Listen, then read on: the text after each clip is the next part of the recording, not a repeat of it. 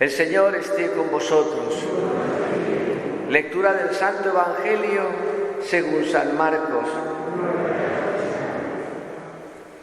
En aquel tiempo, Jesús y sus discípulos se dirigieron a las aldeas de Cesarea de Filipo. Por el camino, preguntó a sus discípulos: ¿quién dice la gente que soy yo? Ellos le contestaron: unos Juan el Bautista, otros Elías y otros uno de los profetas. Él les preguntó: ¿y vosotros quién decís que soy yo? Tomando la palabra, Pedro le dijo: tú eres el Mesías. Y les conminó a que no hablaran a nadie acerca de esto.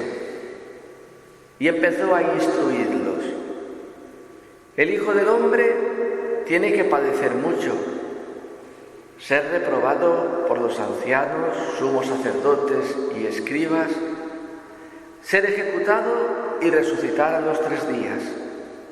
Se lo explicaba con toda claridad. Entonces Pedro se lo llevó aparte y se puso a increparlo. Pero él se volvió y, mirando a los discípulos, increpó a Pedro: ponte detrás de mí, Satanás.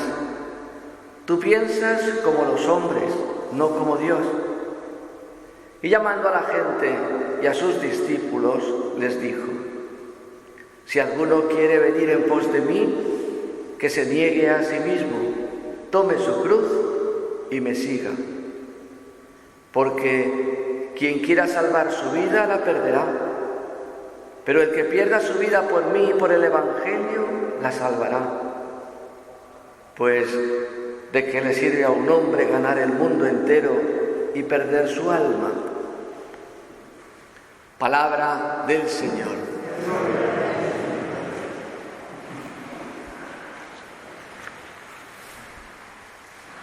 Buenos días, queridos hermanos.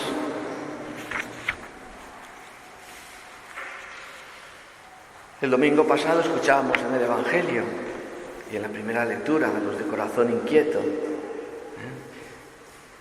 y veíamos a Jesús curar a un sordo, que además hablaba con dificultad, se expresaba mal.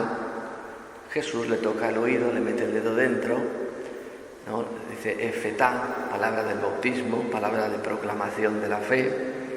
Después le ponía saliva, imagen de la palabra de Dios, en la boca. Y este hombre fue redimido, fue rescatado. Y entonces dice que hablaba ya sensatamente, hablaba correctamente. Y hablábamos que corrección no es que uno tenga buena dicción, sepa expresarse, sepa hablar muy bien, como mucha gente de este mundo, pero habla insensatamente. No, este muchacho hablaba sensatamente. Y ahora viene la primera lectura y nos habla: el Señor me abrió el oído. Otra vez, al siervo de Yahvé, al Hijo de Dios. Dios le mete su mano en la oreja. ¿Para qué? Para que aprenda a escuchar. No, es decir, no saca el tapón. Para escuchar, para comprender y para entender, ¿no?, nuestra vida y la presencia de Dios en nuestra vida. Dios está presente. Entonces, como Dios nos habla, nosotros tenemos que aprender a escucharlo. Y no es fácil escuchar hablar a Dios. No es fácil. Cuando yo digo que a mí Dios me ha hablado, como a tanta gente, ¿no?, la gente no entiende. Yo era de una forma, tenía mi trabajo, mi vida hecha, y Dios me habló y me dijo: vete al seminario, ¿no? Había que ser ayudado para escuchar, porque yo era sordo a la voz de Dios, no quería escuchar a Dios. Pero Dios tocó mi oído, me hizo escuchar. Y escuchando uno entiende, y entiende, da un paso adelante, fiándose de Dios. Entonces uno le pregunta: ¿y tú has oído hablar a Dios? Pero ¿Dios te ha hablado a ti? Claro, pero a veces pensamos que Dios viene y es una voz en off, ¿no? como dice el Evangelio, vino una voz del cielo, etc. No, Dios habla en la vida, en la historia, con acontecimientos concretos, de forma que no haya equívoco a que es Dios el que habla. Entonces dice este hombre, el Señor me abrió, me espabiló el oído, ¿no? Yo no me resistí ni me eché atrás. Te puedes resistir, te puedes echar atrás, puedes decir, habla, que por una me entra y por la otra oreja me sale, ¿no? El mismo Samuel, el que escucha a Dios, Samuel significa el que escucha a Dios, cuando Dios le habla, ¿no? Elí le dice, pues cuando te hable, dile, habla Señor, que tu siervo escucha. Entonces, escuchar a Dios cada mañana, cuando te espabila el oído, es decir, cuando te hace entender y comprender las cosas que tú estás viviendo, las situaciones por las que estás pasando, y entonces Dios te habla. Y a la vez Dios tiende su oído, lo ha dicho el Salmo responsorial, ¿no? Porque inclina su oído hacia mí. Dios no es un monologuista, como se dice ahora, una persona que habla, como muchas personas en este mundo, hablan, pero cuando tú le vas a hablar, siguen hablando, no callan, no hacen un parón para escucharte, para que eso no sea un monólogo, sino que sea un diálogo, ¿no? Entonces Dios dialoga con nosotros, nos habla en la historia, nos habla con su palabra, y así, interpretándonos la historia que vivimos, nos da una respuesta. Y uno entiende lo que Dios le está pidiendo. Y entonces se lanza hacia adelante. No me resistí ni me eché atrás. En la hoja parroquial de hoy, en la 4ª página, esta semana y la que viene, la semana pasada salía aquella madre, ¿no?, que el amor es más fuerte que el dolor. Se le habían muerto 2 niñas pequeñas, ¿no? Una con 7 y otra con 4 años, una enfermedad degenerativa. Y ella había querido poner en la vida de estas niñas no un sufrimiento, no una resignación, sino una alegría. Estas niñas tenían que vivir los días que vivieran con alegría. Y la madre se desvivió y decía que Dios era el que le daba toda esa fuerza. ¿Para qué? Para no lamentarse todos los días por esta situación tan incómoda, tan indeseable, por esta cruz y por este sufrimiento. No, y ella lo vivió. Y las niñas, aún siendo ya casi un vegetal, decía su madre que las niñas se les veía felices, con la cara nueva. Hoy aparece un matrimonio que le mataron a 2 hijas de 20 y pico de años, no llegaban a 30 las 2, allá cuando aquello del Bataclan en Francia, estaban en una terraza tomándose un café o lo que fuera, explotó la bomba y otros tantos islamistas por París, sacando metralletas, mataron a casi 50 personas. Y ahora ha empezado el miércoles pasado, dice ahí, el juicio, y hablan de estas personas, dice, como consecuencia de la muerte de nuestras hijas, hemos conocido mejor a Dios. ¿Se puede decir esa barbaridad?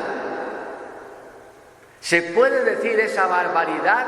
Como consecuencia de la muerte de nuestras hijas hemos conocido mejor a Dios. Ellas lo dicen. ¿Por qué otra gente no lo dice? Porque esta gente abre el oído. Se pusieron a rezar cuando les llamaron por teléfono, que se habían enterado. Niñas, ¿dónde estáis? Y les salía el contestador automático. Llamadnos, que estamos desesperados. Se pusieron a orar. No iban a misa. Habían hecho la primera comunión. Él dice que rezaba un poquito en su casa, pero no iban a misa.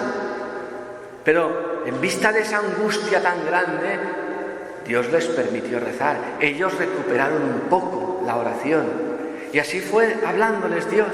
Y nos cuentan su experiencia esta semana y la que viene, interesantísima. Dios da respuestas al sufrimiento humano. Dios no quería que esas niñas murieran, lo podemos decir. Dios no quería que las niñas murieran, que las jóvenes murieran. Dios quisiera que la tierra fuera un paraíso, pero está el demonio, está el pecado, está la muerte, está el odio, está el rencor. Y Dios nos ha mandado a Jesucristo para dar una respuesta a todo esto, a este sufrimiento y a este dolor. Por eso dice Jesucristo, el que quiera venir en pos de mí, que coge a su cruz. No que venga así, de una forma, no sé, tipo hippie, tipo bohemia, hacer una vida, ¿no? No, coge la cruz. ¿Qué sufrimiento tienes? ¿Cuál es tu problema? ¿Cuál es la situación de hoy? Ven conmigo, que yo le voy a dar una respuesta a todo eso que te pasa. Y entonces dice no me resistí ni me eché atrás. Y entonces, ¿qué significa no me resistí ni me eché atrás? Ofrecí la espalda a los que me golpeaban, las mejillas a los que mesaban mi barba, a los que se burlaban de mí. No escondí el rostro ante ultrajes ni salivazos. Escuchábamos esta semana también en la lectura del domingo del Evangelio entre semana, el sermón de la llanura. Amad a vuestros enemigos, haced bien a los que os odian, rezad por los que os persiguen, bendecid a los que os calumnian. Ahí está, no escondí el rostro, no me amedrenté, no me vine abajo, no me lamenté de esta situación. Y entonces el Señor Dios me ayuda, Dios está presente, por eso no sentía los ultrajes, no me han quitado la dignidad. A Jesucristo desnudo en la cruz no le han quitado la dignidad la tiene uno que es el Hijo de Dios. La dignidad la tiene uno por ser lo que Dios le da a ser. Y entonces no sentía los ultrajes. Es más, endurecí el rostro, la cara como una piedra. Pega, como Esteban, cuando recogen las piedras y lo lapidan. Pegadme. Y todavía levanta las manos, Padre, no les tengas en cuenta este pecado, este delito. El mismo Jesucristo en la cruz endurece. Padre, perdónales, no saben lo que hacen. Endurecí el rostro. ¿Por qué? Porque sabía que esto era pasajero. Porque sabía que esto no podía mermar mi fe. Porque sabía que esto no podía mermar mi dignidad. Porque sabía que esto no podía hacerme a menos. No quedé defraudado. No quedé defraudado. Aquello que yo esperaba en Dios, Dios me lo dio. No quedé defraudado. Mi defensor está cerca. ¿Quién peleará conmigo? Comparezcamos juntos en el tribunal. ¿Quién me acusará? Que se acerque. Mirad, el Señor Dios me ayuda. ¿Quién me condenará? ¿Acaso Cristo Jesús, dice Pablo a los romanos, el que murió más aún que resucitó y que está sentado a la derecha del Padre? La muerte, el hambre, la desnudez, el peligro, la espada, cualquier situación por dura que sea, ¿quién me condenará? Pues no, nadie. Jesucristo es el enviado de Dios para ayudarnos y salvarnos. Y entonces la respuesta de este hombre orante, la respuesta de todo aquel que ora y que se refugia bajo las alas de Dios: amo al Señor porque escucha mi voz suplicante. Ha cantado el salmista, ha cantado el orante, cantamos nosotros que vivimos bajo las alas de Dios, buscando su amparo, su refugio, su fortaleza, su fuerza y su ayuda. Inclina su oído hacia mí. Señor, mira esta situación. Señor, mira este dolor. Señor, mira este sufrimiento. Inclina su oído hacia mí. Dios me escucha. Dios atiende. No es un monólogo como decía antes. Dios dialoga conmigo. Y las necesidades que surgen en mi vida las pongo en las manos de Dios. Y así me envolvía en redes de muerte, me alcanzaron los lazos del abismo, caí en tristeza, en angustia, hasta en depresión, si quieres que te diga, en ansiedad. Invoqué el nombre del Señor. Señor, salva mi vida, por Dios.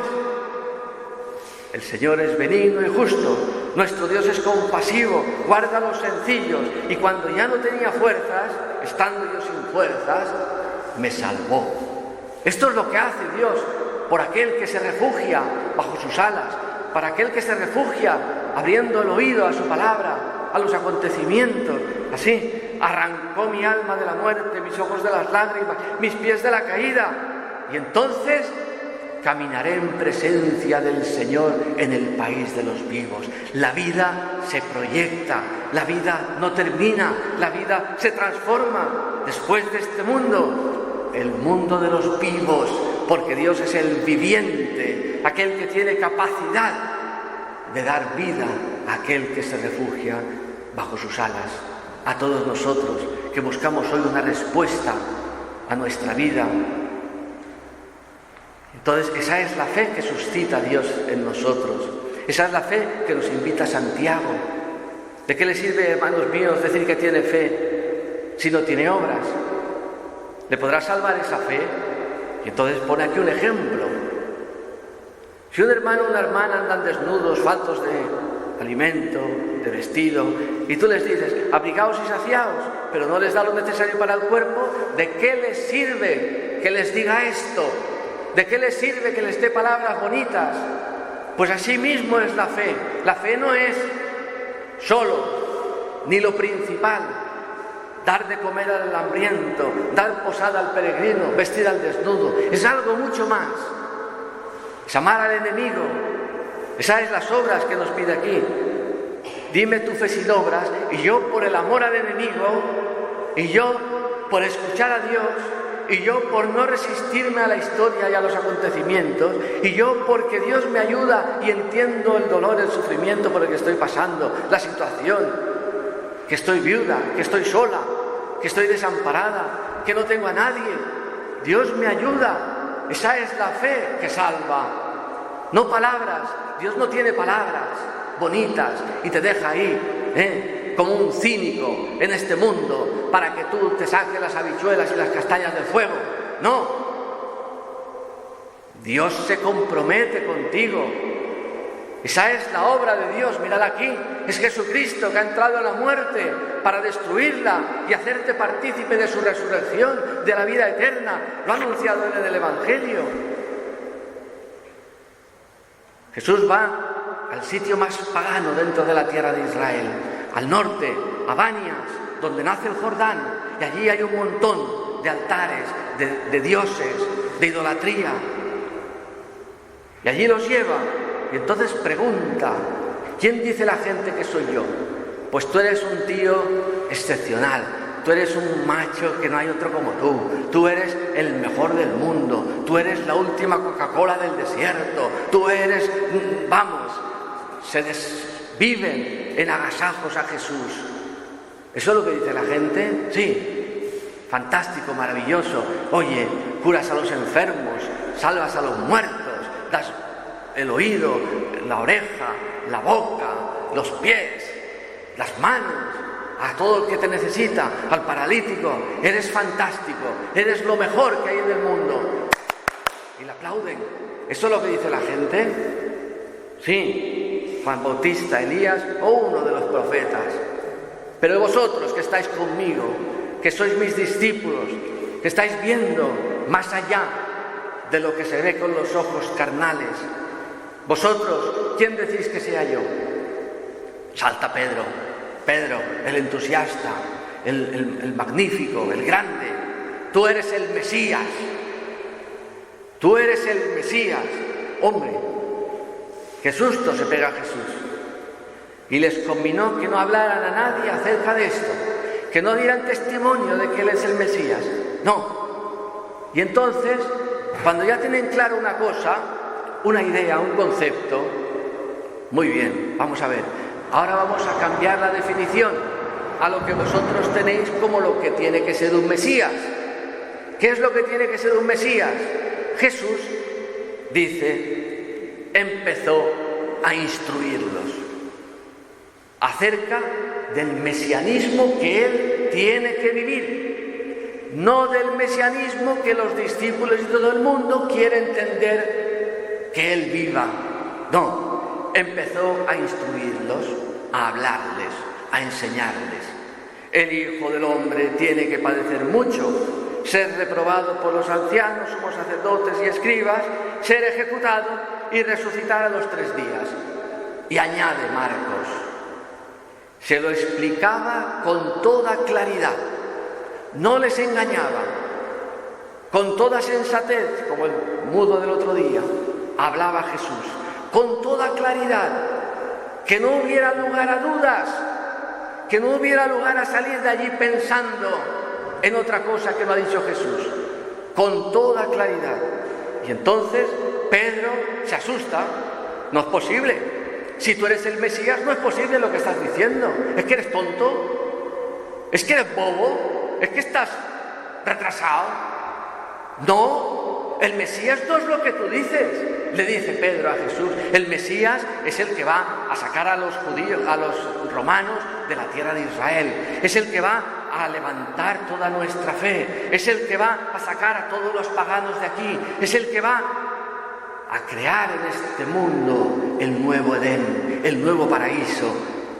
Es el que va a traer el cielo a la tierra. Ese es el Mesías. Y entonces impuso a increparlo a Jesús, como que era tonto, como que no sabía lo que decía. ¿Cómo posible?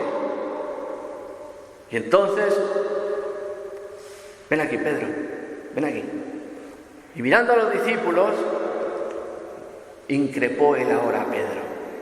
Increpó a Pedro, porque Pedro no quiere el fracaso, Pedro no quiere el sufrimiento, Pedro no quiere el dolor. Pedro se ha juntado con Jesucristo porque él quiere ser el segundo de a bordo cuando éste aparezca con toda su gloria. Y entonces Jesús le increpa: ponte detrás de mí, Satanás. Tú no piensas como Dios, porque yo te estoy diciendo cómo piensa Dios. Yo te estoy hablando lo que Dios piensa y quiere para mí y para ti, y tú no lo aceptas. Eres un demonio, como Adán y Eva no aceptaban lo que Dios les dijo en el paraíso. Son un Satanás, y viene Satanás y hacen alianza y se comen el fruto del árbol. Ahora viene Jesucristo, que ha vencido en el desierto las tentaciones, y vence a Satanás y denuncia: esa forma de pensar no es la de Dios, esa forma de fe no es la de Dios, esa forma de creer no es la de Dios. Conviértete. Y entonces se sigue hablando: si alguno quiere venir en pos de mí, que se niegue a sí mismo. Tienes que cambiar, tienes que convertirte, tienes que empezar a pensar, no como humano, sino como divino, no como hombre, sino como Dios, y vivir una esperanza nueva, a esa vida nueva que nos llama Dios. Niégate a ti mismo, toma tu cruz, tus problemas, tus situaciones concretas, y sígueme, y sígueme. Y entonces vas a entender otra cosa, vas a entender la verdad de la fe, que quien quiere salvar su vida la pierde, pero quien pierde su vida por ir detrás de mí, la gana, porque va recibiendo las migajas que caen de la boca, de la mano, de la alcuza, de la aljaba de Jesús. Y así nosotros, ¿de qué quieres tú? ¿Tú quieres ganar la vida? Jesucristo te ayuda, te enseña a que la vida se gana dándola, la vida se gana perdiéndola. Entonces no entiendes ya ahora en la fe decir: uy, qué mayor estoy, uy, qué pobre me siento, uy, qué cansado, uy, qué... No, aquí el cristiano, como Jesús y los apóstoles, muere con las botas puestas, muere anunciando el Evangelio, muere viviendo de la fe, proponiendo la fe a todo el mundo. Y así, ¿de qué te sirve estar tranquilo en tu casa, sereno, así, sin hacer nada? ¿De qué te sirve mirar tanta novela?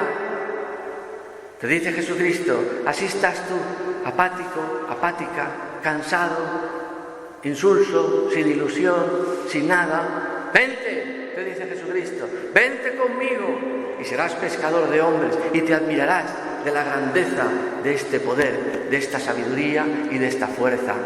Que sea el Señor el que nos ayuda, el que conmueve nuestro corazón y nos da la fortaleza de la fe para poder vivir con esperanza y confianza, poniendo nuestra vida en las manos de Dios. Que así sea.